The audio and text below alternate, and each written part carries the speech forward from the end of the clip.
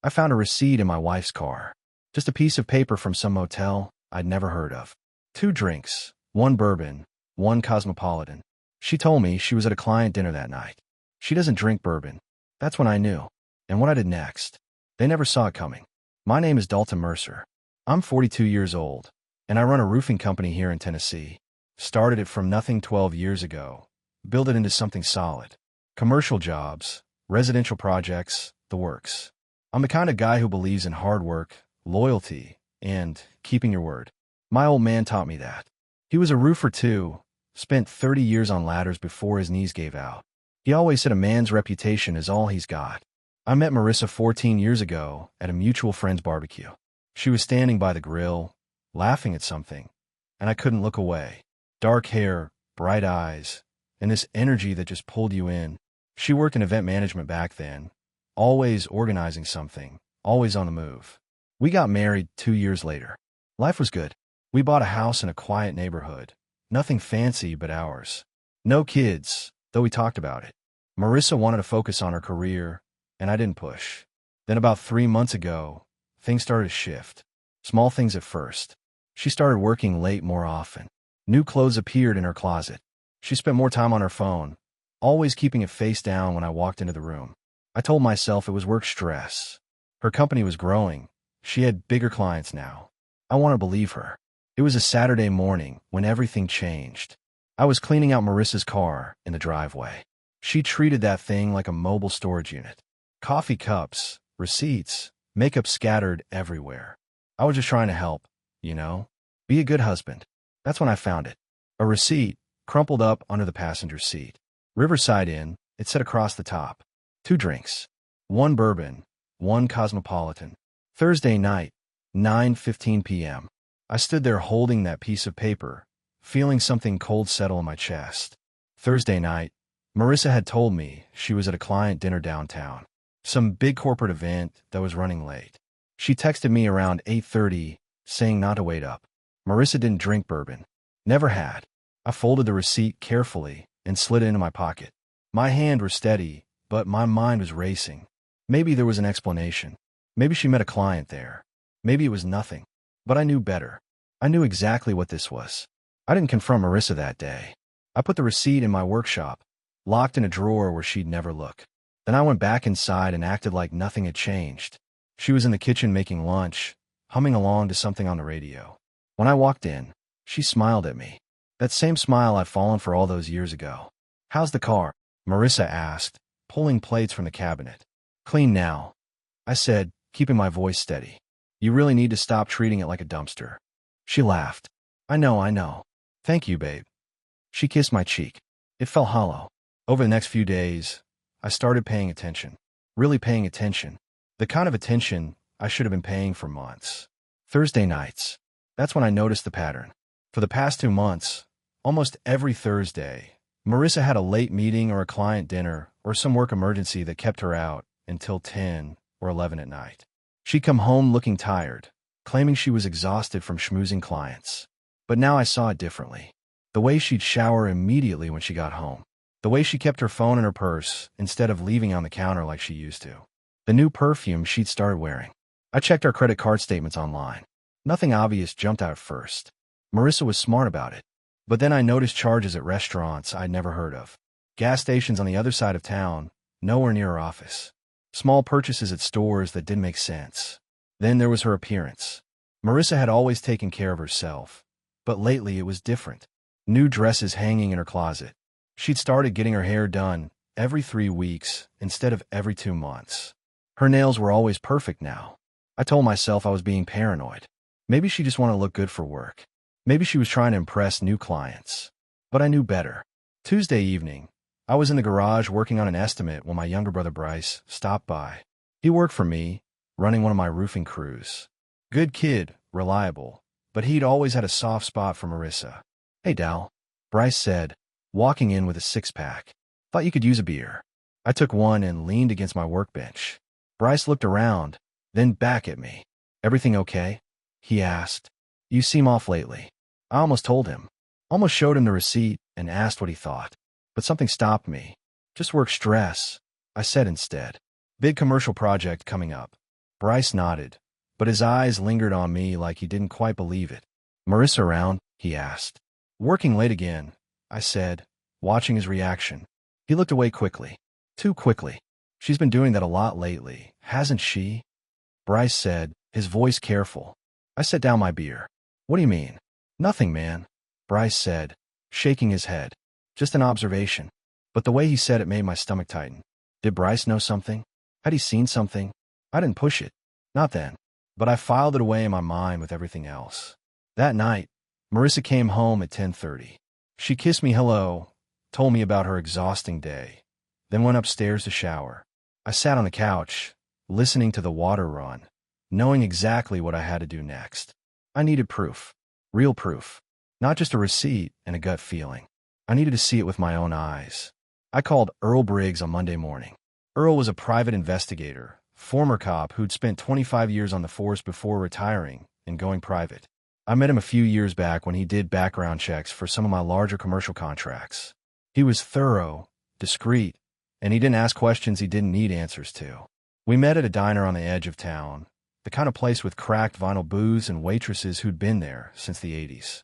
Earl was already sitting in a corner booth when I arrived, nursing a black coffee. Dalton, Earl said, nodding as I slid in across from him. He was 55, built like a bulldog, with gray hair buzzed short and eyes that didn't miss much. Earl, I said, thanks for meeting me. You sounded serious on the phone, Earl said, leaning back. What's going on? I pulled out the receipt and set it on the table between us. Earl picked it up, studied it for a moment, then looked at me. Your wife? He asked. Yeah, I said. Thursday night.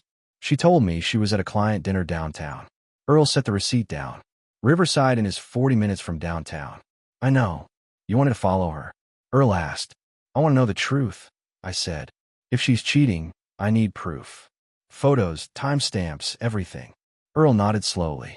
This isn't going to be cheap, Dalton. And once you know, you can't unknow it. I understand, I said. How much? $2,000 up front, plus expenses, Earl said. I'll tail her, document everything, get you a full report. I didn't hesitate. Do it. Earl pulled out a small notepad. I'll need some information. Her schedule, vehicle description, usual routes. I gave him everything. Marissa's work hours, her car make and model, the nights she typically stayed late. Earl took notes, asked a few clarifying questions, then tucked the notepad away. I'll start Thursday, Earl said. That seems to be her pattern. It is, I said. Earl finished his coffee and stood up. Dalton, one more thing. If she is cheating, what are you planning to do? I looked him straight in the eye. Whatever it takes to protect myself. Earl nodded. Good. Too many guys I work for fall apart when they get the proof. They cry, they beg, they let their wives walk all over them. You don't strike me as that type. I'm not, I said, and I meant it. Thursday came. I went to work like normal, ran my crews, handled estimates, checked on job sites. But my mind was somewhere else. I knew Earl was out there, watching, waiting. Marissa texted me at 6:30 that evening. Big client meeting tonight. Going to run late. Don't wait up. I stared at the text for a long moment, then replied, no problem. Good luck with the meeting. She sent back a heart emoji. I sat in my truck in the parking lot of job site, phone in my hand, that heart emoji burning into my brain. Around 9:30, my phone buzzed. A text from Earl. She's at the Riverside Inn. Black Audi pulled up 10 minutes ago. Male, early 40s tall. They went inside together. Room 118. My hands tightened around the phone. Another text came through. Getting photos now. We'll have everything documented. I didn't respond. I just sat there, engine off, staring at the windshield. Part of me wanted to drive over there right then. Kick down the door. Confront them both. But that wasn't the play. Not yet. I needed everything documented. I needed leverage. At 11:15, Earl sent another text. Subject leaving now. Mail left 20 minutes ago. She's heading home. Full report tomorrow. I drove home, pulled into the garage, and walked inside. I poured myself a bourbon and sat in the dark living room, waiting. Marissa walked in at 11:40. She looked tired, her hair slightly messed up. She smiled when she saw me. Hey, babe, Marissa said. You waited up? Couldn't sleep, I said, taking a sip of bourbon. How was the meeting? Exhausting, she said, dropping her purse on the counter. but productive. I think we landed the account. That's great, I said, my voice even. She walked over and kissed my forehead. I'm going to shower and crash. Long day. I watched her walk upstairs, heard the bathroom door close, heard the water start running. I finished my bourbon in one swallow. Tomorrow, I'd see the photos. Tomorrow, I'd know everything. And then I'd decide exactly how to destroy her. Friday morning, Earl called me at 7. I was already at the office, going over payroll, trying to keep my mind busy. Dalton, it's Earl, he said. I've got everything. You want to meet? Where? I asked. Same place as before. 1 hour. I drove to the diner, my hand steady on the wheel. No shaking, no panic. Just cold focus. Earl was waiting in the same corner booth, a manila folder sitting on the table in front of him. I slid in across from him, and he pushed the folder toward me. It's all in there, Earl said quietly. Photos, timestamps, license plate of the other vehicle. Everything you asked for. I opened the folder. The first photo hit me like a punch to the gut. Marissa, standing outside room 118 at the Riverside Inn, smiling up at a man I'd never seen before. Tall, well-dressed, confident. The next photo showed them walking into the room together, his hand on the small of her back. I flipped through more images. Timestamps show they were inside for 2 hours. Then photos of him leaving first, adjusting his tie. Then Marissa, 20 minutes later, checking her phone as she walked to her car. I ran the plates, Earl said. The car belongs to Drake Tillman. Ring any bells? The name hit me like ice water. Yeah, I said slowly. He's my business partner. Earl's expression didn't change, but I saw something flicker in his eyes. Your business partner? We started the roofing company together 5 years ago. I said, my voice flat. 50-50 split. He handles the commercial contracts. I handle residential and operations. Jesus, Earl muttered. I closed the folder, my jaw tight. Drake. Of all people, Drake. The guy I trusted with half my business. The guy I'd invited to my house for barbecues. The guy who'd sat at my dinner table and shaken my hand. There's more, Earl said. I did some digging into his background. Drake Tillman is married. Wife's name is Nicole. They've got 2 kids, 8 and 10 years old. I looked up at him. He's married. Yeah, Earl said. Lives about 30 miles north of here. Nice house, white picket fence, the whole deal. So Drake was destroying 2 families, not just mine. I need copies of everything, I said. Digital and physical. Earl nodded. Already done. USB drive is in the folder, and I've emailed encrypted files to the address you gave me. I pulled out my checkbook and wrote him a check for the full amount, plus 1,000 extra. That's more than we agreed, Earl said. You did good work, I said, standing up. I appreciate it. Earl stood too, extending his hand. Dalton, whatever you're planning to do, be smart about it. Don't do anything that'll land you in jail. I shook his hand. I won't. But I'm going to make sure they both regret this for the rest of their lives. I walked out of that diner with the folder under my arm, climbed into my truck, and sat there for a long moment. Drake Tillman, my business partner, the man who'd helped me build everything I had. He'd been sleeping with my wife. And now, I was going to take everything from both of them. I didn't go to the office that day. I drove to a quiet park, sat at a picnic table, and spread out everything Earl had given me. Photos, timestamps, vehicle records. I studied every detail, committing it all to memory. Drake Tillman, 44 years old, married with 2 kids. My business partner for 5 years. The betrayal went deeper than just Marissa. Drake had access to our company accounts, our client lists, our contracts. If he'd betray me like this, what else had he been doing behind my back? I pulled out my phone and called my accountant, a woman named Patricia who'd been handling our books since we started the company. Patricia, it's Dalton Mercer, I said when she answered. Dalton, hi, Patricia said. What can I do for you? I need you to go through every transaction in the company accounts for the last 6 months, I said. Every withdrawal, every transfer, everything Drake had access to. I need a full audit. There was a pause. Is there a problem? I don't know yet, I said. That's what I'm trying to find out. Can you have that ready by Monday? I'll do my best, Patricia said. Should I let Drake know about this? No, I said firmly. Don't tell Drake anything. This stays between you and me. Understood, Patricia said. I hung up and made my next call. Fletcher Kane, a divorce attorney I'd heard about through a contractor friend who'd gone through a rough split. Fletcher had a reputation for being aggressive and thorough. Fletcher Kane's office, a receptionist answered. I need to schedule a consultation with Mr. Kane, I said. It's urgent. Can I get your name? Dalton Mercer. And what is this regarding? Divorce, I said. And I need it handled fast. She put me on hold for a moment, then came back. Mr. Kane can see you Monday morning at 9. Does that work? Perfect, I said. I hung up and sat back, staring at the photos spread out in front of me. Marissa thought she was being clever. Drake thought he was getting away with it. But they had no idea what was coming. I wasn't going to yell or cry or beg for explanations. I wasn't going to give them the satisfaction of seeing me break.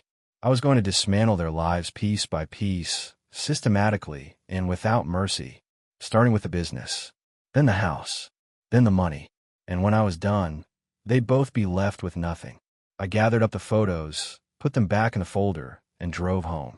Marissa was in the kitchen when I walked in, making dinner like it was just another Friday night. Hey, babe, she said brightly. How was your day? Productive, I said, setting my keys down. Very productive. She smiled at me, completely oblivious. Perfect. Monday morning, I met with Fletcher Kane at his office downtown. It was a sleek place, all glass and dark wood, the kind of office that told you the guy knew what he was doing. Fletcher was 47, sharp-dressed, with the kind of presence that filled a room. He gestured to a leather chair across from his desk. Mr. Mercer, Fletcher said, shaking my hand. Tell me what we're dealing with. I laid out everything. The receipt, the surveillance photos, Drake being my business partner, the whole mess. Fletcher listened without interrupting, occasionally making notes on a legal pad. When I finished, he leaned back in his chair. Do you have a prenuptial agreement? Yes, I said. We signed one before we got married. The house was mine before the marriage. The business was mine before the marriage. Everything's protected. Fletcher smiled slightly. That makes this easier. With infidelity documented and a prenup in place, we can move quickly. She'll get minimal assets, possibly just her personal belongings and whatever she brought into the marriage. What about the business? I asked. Since it was established before marriage and there's a prenup, she has no claim to it, Fletcher said. However, we need to address Drake Tillman. He's your business partner. 50-50 split, I said. We formed the LLC together 5 years ago. Fletcher tapped his pen on the desk. That complicates things, but it's manageable. We'll need to review your partnership agreement. If there's a morality clause or any clause about conduct detrimental to the business, we can use that. I want him out, I said. Completely out. We'll work on it, Fletcher said. Now, let's talk about the timeline. I recommend we file immediately. We'll freeze joint accounts, secure assets, and serve her with papers before she has time to react. How soon can we move? I asked. Papers can be filed by Wednesday, Fletcher said. She'll be served by Friday at the latest. I nodded. Do it. As I left Fletcher's office, my phone rang. It was Avery, Marissa's younger sister. That was unusual. Avery and I got along fine, but she rarely called me directly. Dalton, Avery said when I answered. Her voice sounded strained. We need to talk. Can you meet me somewhere? When? I asked. Now, she said. It's important. We met at a park near her apartment. Avery was 34, looked a lot like Marissa, but with darker hair and a quieter demeanor. She was sitting on a bench when I arrived, looking nervous. What's going on, Avery? I asked, sitting down next to her. She took a deep breath. I know about Marissa. My stomach tightened. Know about what? The affair, Avery said quietly. I've known for about a month. I saw her at a restaurant with him. I confronted her, and she admitted it. She made me promise not to tell you. I stared at her. And you kept that promise. I know, Avery said, her eyes welling up. I know I should have told you immediately. I've been sick about it, Dalton. I couldn't sleep. That's why I'm telling you now. I can't keep lying for her. I took a slow breath, processing this. Who else knows? Just me, as far as I know, Avery said. But Dalton, there's more. Marissa's been talking to a lawyer. She's planning something. My jaw tightened. What kind of something? I don't know the details, Avery said. But I heard her on the phone last week. She was talking about assets, about protecting herself. I think she knows you might find out, and she's getting ready. So Marissa was planning her own move. That changed things. There's something else, Avery said, hesitating. Marissa told me she's pregnant. The world seemed to stop for a moment. Pregnant, I repeated. She said she just found out 2 weeks ago. Avery said. But Dalton, I don't know if it's yours. Given everything that's happening, I thought you needed to know. I sat there, feeling like I'd been punched in the chest. Pregnant. Either it was mine, or it was Drake's. And given the timeline, I had no way of knowing for sure. Thank you for telling me, I said finally. Avery reached over and squeezed my hand. I'm sorry, Dalton. I'm so sorry about all of this. Marissa's my sister, but what she's doing is wrong. You deserve better. I drove straight back to Fletcher's office. His secretary tried to stop me, but I walked past her and into his office. Fletcher looked up from his desk, surprised. Dalton, she's pregnant, I said, and she's already talking to a lawyer. Fletcher's expression hardened. Sit down. Tell me everything. Patricia, my accountant, called me Tuesday afternoon. I was at a job site, inspecting a commercial roof installation, when my phone buzzed. Dalton, we need to talk, Patricia said, her voice tight. I found something. I'm on my way, I said. 20 minutes later, I was sitting in her office, watching as she pulled up spreadsheets on her computer. I went through every transaction like you asked, Patricia said, and I found discrepancies. Money has been moving out of the business account into a separate account that I didn't know existed. How much? I asked. Over the last 6 months. About $150,000, Patricia said. My hands balled into fists. Drake. The transfers were authorized by him, Patricia said. The account is under an LLC name I've never seen before. Tillman Consulting Services. So Drake had been stealing from me, from our company, while sleeping with my wife. Can we prove it? I asked. Absolutely, Patricia said. I have every transaction documented. This is embezzlement, Dalton. You could press charges. I sat back, my mind racing. Drake hadn't just betrayed me personally. He'd been robbing the business we'd built together. Send everything to Fletcher Kane, I said. My attorney. He needs to see this immediately. Already done, Patricia said. I sent it over an hour ago. I called Fletcher from my truck. I just saw Patricia's report, Fletcher said when he answered. This changes everything. Drake Tillman isn't just your wife's affair partner. He's committed a crime. What are my options? I asked. We can file criminal charges for embezzlement, Fletcher said. Or we can use this as leverage to force him out of the business entirely. Sign over his half, walk away with nothing, or face prosecution. I want him out, I said. And I want my money back. Consider it done, Fletcher said. I'll have papers drawn up by tomorrow. But Dalton, we need to move fast. If Drake suspects anything, he might try to move more money or destroy evidence. That night, Marissa came home at her usual time. She was acting normal, cheerful even. She kissed me hello and started talking about her day like nothing was wrong. How was work? Marissa asked, pouring herself a glass of wine. Busy, I said, watching her carefully. How about you? Exhausting, she said, but good. We landed a big client today. She was lying so easily, like it was second nature. Marissa, I said slowly, is there anything you want to tell me? She looked at me, her expression curious. Like what? I don't know, I said. Anything important? She laughed. Dalton, you're being weird. Are you okay? I almost told her right then. Almost laid it all out. The photos, the surveillance, Drake, the money. But I held back. I'm fine, I said. Just tired. She came over and wrapped her arms around me. You work too hard, babe. You need to relax more. I stood there, her arms around me, feeling absolutely nothing. Yeah, I said. Maybe you're right. She pulled back and smiled at me. I'm going to take a bath. Long day. As she walked upstairs, I pulled out my phone and looked at one of the photos Earl had taken. Marissa and Drake, walking into that motel room together. Wednesday, the divorce papers would be filed. Friday, she'd be served. And then her entire world would fall apart. Thursday night came. I knew Marissa's pattern by now. Every Thursday, like clockwork. Earl had confirmed it one more time earlier that week. Room 118 at the Riverside Inn. 7:45, every single time. I had the divorce papers in my truck, signed and ready. Fletcher had filed them Wednesday morning. Everything was set in motion. Joint accounts frozen, business protections in place, criminal charges prepared against Drake. At 7:15, Marissa came downstairs wearing a new dress I'd never seen before. She grabbed her purse and kissed my cheek. Client dinner, Marissa said. Might be late. Drive safe, I said, not looking up from my phone. She left. I waited 10 minutes, then got in my truck and headed to the Riverside Inn. I parked 3 spaces away from Marissa's car. Drake's black Audi was already there. I sat in my truck, watching the door to room 118, waiting. I wasn't nervous. I wasn't angry anymore. I was just ready to end this. At 9:30, I got out of my truck, walked across the parking lot, and knocked on the door of room 118. Housekeeping, I said. The door opened. Drake stood there, shirt unbuttoned, looking confused. Then he saw me. His face went white. Dalton, Drake said, his voice cracking. What are you? I pushed past him into the room. Marissa was sitting on the bed, wrapped in a sheet, her eyes wide with shock. Dalton, Marissa stammered, using my middle name like she always did when she was scared. What are you doing here?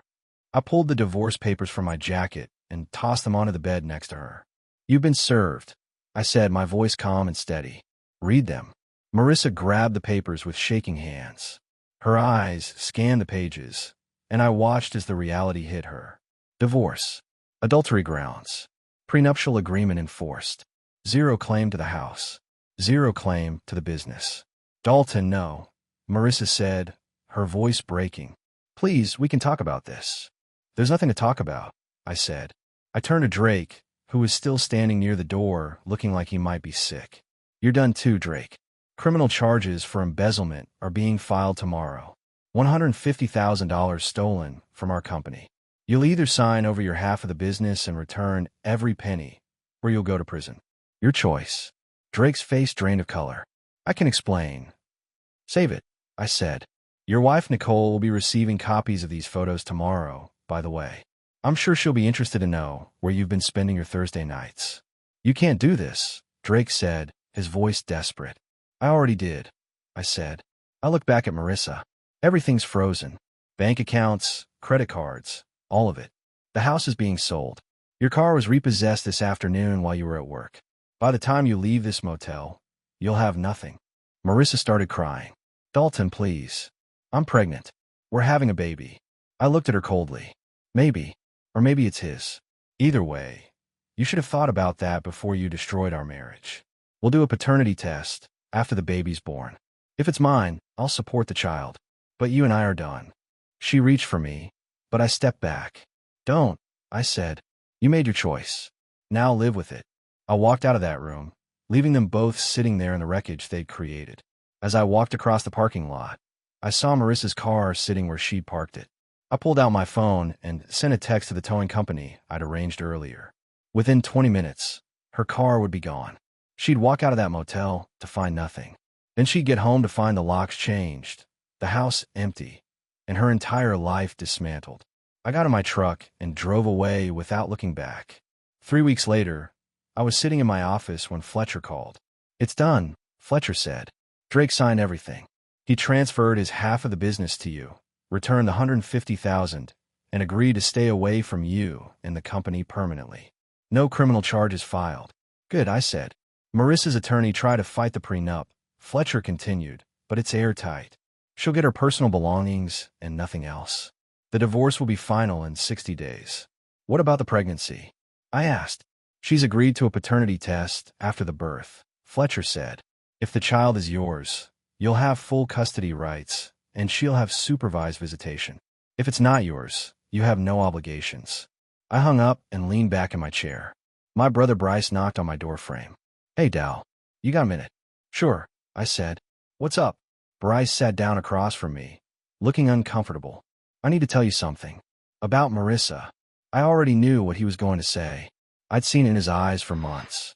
You were interested in her, I said. Bryce looked down. Yeah, I'm sorry, man. I never acted on it. Never said anything to her. But I should have told you I had feelings. I should have kept my distance. You should have, I said. But you didn't betray me, Bryce. She did. Drake did. You kept your distance, and that's what matters. Bryce nodded, relief crossing his face. So we're good. We're good, I said. But if you ever develop feelings for someone I'm with again, you tell me. Understood. Understood, Bryce said. A month later, Marissa's mother Francine showed up at my office unannounced. I was reviewing contracts when my secretary buzzed me. Mr. Mercer, there's a Francine Holloway here to see you, she said. She doesn't have an appointment. I sighed. Send her in. Francine stormed into my office, her face red with anger. She was 63, tall and imposing, with the same features as Marissa, but hardened by years. How could you do this to my daughter? Francine demanded, not even sitting down, throwing her out, taking everything, humiliating her publicly. What kind of man are you? I stood up slowly, looking her directly in the eye. The kind of man who doesn't tolerate betrayal. I said, my voice calm but firm. Your daughter cheated on me for months. She stole my trust, lied to my face, and destroyed our marriage. I didn't do this to her. She did this to herself. She made a mistake, Francine said. Everyone makes mistakes. A mistake is forgetting to pick up milk, I said. What Marissa did was calculated, deliberate, and ongoing. She planned every lie, every secret meeting. That's not a mistake. That's a choice. Francine opened her mouth to argue, but I kept going. And before you blame me for being a bad husband, I said, ask yourself this. Did I ever cheat? Did I ever lie? Did I ever steal from her? No. I worked hard. I provided for us, and I was faithful. So if you want to be angry at someone, be angry at your daughter for throwing away a good thing. Francine stared at me, her mouth working, but no words coming out. Now get out of my office, I said. And don't come back. She left without another word. For months later, the divorce was finalized. The paternity test came back. The baby was Drake's, not mine. Marissa was living in a small apartment across town, working a job that paid half what she used to make. Drake's wife had divorced him too, taking the kids and most of his assets. He'd moved to another state. As for me, I bought a new house, smaller than the old one, but it was mine. The business was thriving without Drake's interference. I promoted one of my senior crew, leads to partner, someone I actually trusted. Avery stopped by one afternoon to check on me. We'd stayed in touch after everything fell apart. How are you doing? Avery asked. Better, I said honestly. It hurt, but I'm past it now. For what it's worth, Avery said, you handled this better than most men would have. You didn't fall apart. You stayed strong. I had to, I said. Falling apart wouldn't have changed anything. It just would have made me weaker. Life moved on. I learned to trust again, slowly. Learned that not everyone would betray me the way Marissa and Drake had. And I learned that sometimes the strongest thing you can do is walk away from someone who doesn't deserve you.